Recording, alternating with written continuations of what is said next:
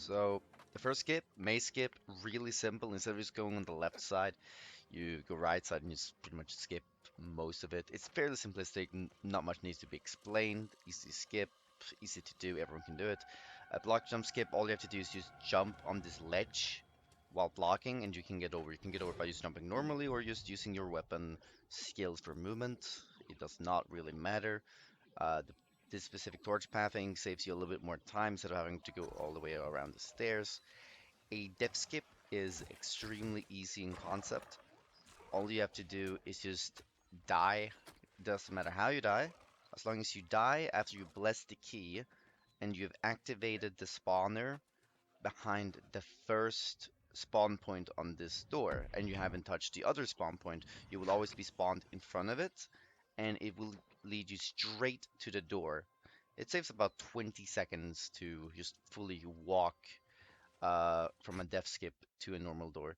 This skip can save potentially even more time than the other skips, but it is way more risky. Next, I would like to explain why the skips work and why some of them are just weird. So this first section, when you're supposed to defeat these two gold elites, the altar behind them will have the quest gain arcane protection.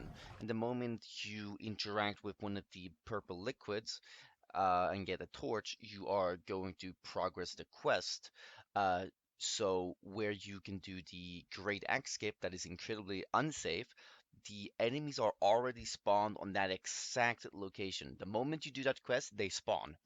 Now, it also works on the second one for the same quest trigger. And basically, you can save time if you're already at the second one. And you can just walk all the way over to where the enemies have spawned. The last thing I want to mention is probably the boss himself of the dungeon and some tips to deal with him easier. The first tip will be in his second phase, he's gonna do 5 ground slam attacks in a row.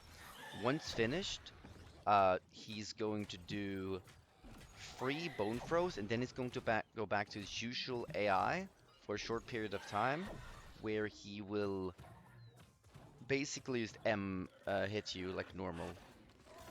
But the thing is, after this animation was played, and also in the animation before, when he does his ground jump attacks, if you hit his skull, he can actually just be stunned, so you can deal damage without him jumping around.